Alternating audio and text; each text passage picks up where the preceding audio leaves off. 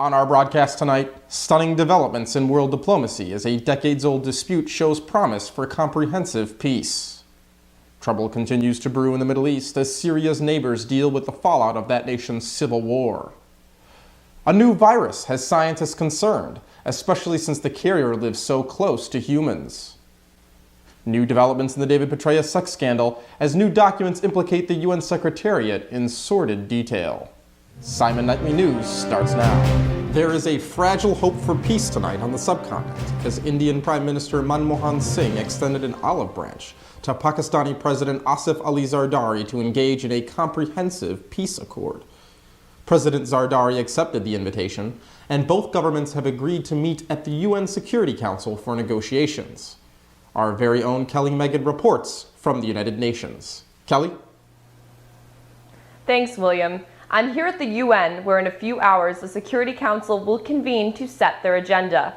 The buzz centers around an optimism that both the Indian and Pakistani governments will discuss the terms of a comprehensive peace treaty between these two long-standing rivals.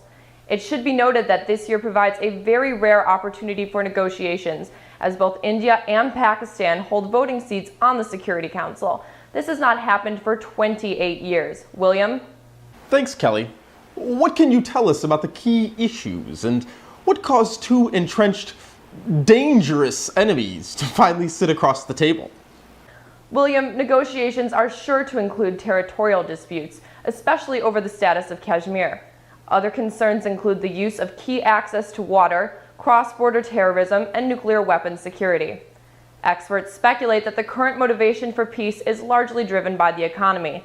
Developing nations would rather devote resources to economic growth than more guns on the border. While no one is sure of the motivations for the negotiations, one thing is for sure. Diplomats seem to think that this is the best chance for peace in the region since the 1948 partition. Back to you, William. Thanks, Kelly.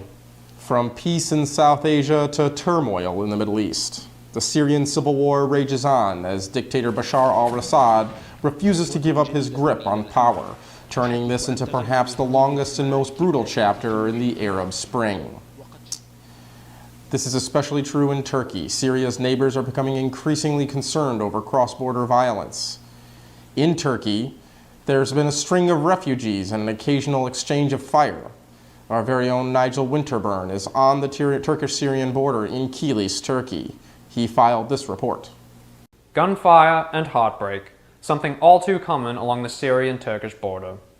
Tens of thousands of persons displaced by violence between Syrian rebels and President Bashar al-Assad have ended up here in the Turkish province of Kilis. They bring with them heartbreaking stories of the carnage back home. I had a chance to interview 10-year-old boy Omar upon his arrival here. بلش يضربوا اجينا ثالث يوم ما عاد أمنا على القرية كنت نايم أنا ما حسيت إن القذيفة تمر هو مش بس يضربوا قذائف صواريخ كله.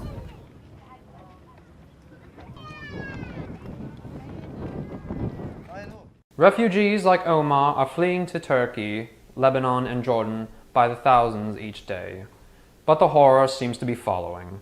Syrian airstrikes over the border have meant a daily exchange of fire between the Syrian government and Turkish defensive positions. The Turkish government have become increasingly agitated and warn the Assad regime that further incursions into their territory will be met with force. Israeli and Jordanian diplomats have expressed similar concerns, but in Ankara, it is the non-Arab Turkish government that the region turns to for answers. Prime Minister Erdogan's cabinet meets tonight to determine a course of action, and the whole region waits to see the next chapter in this ongoing saga. Reporting from Kilis, Turkey, this is Nigel Winterburn, CIMUN Nightly News. Good luck and Godspeed, Nigel. All of us here at CNN appreciate the daily tightrope you walk between journalism and danger. That's our broadcast for tonight. I'm William Bryans. Stay out of trouble, Chicago.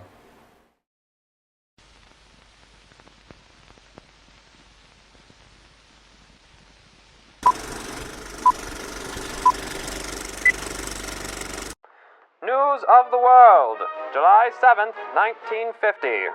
The conflict in Korea enters its second week of heavy fighting today as North Korean forces continue their push south to unifying the Korean peninsula under the rule of North Korean President Kim Il-sung.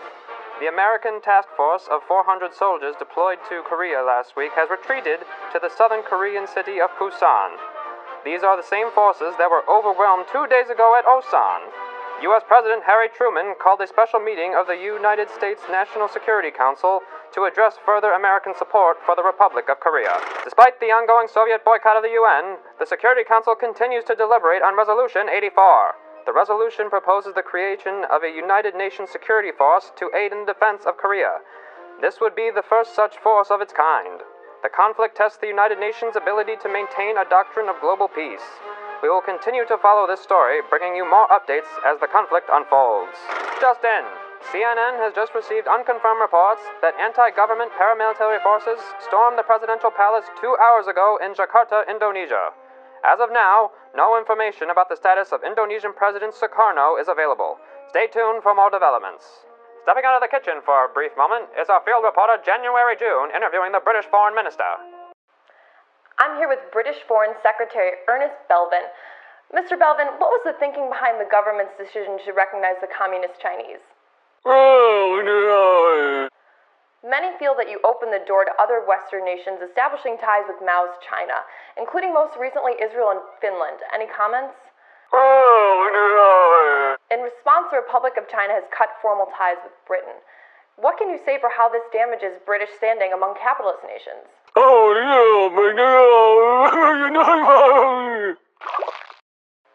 Thank you, Minister. I appreciate your time this evening.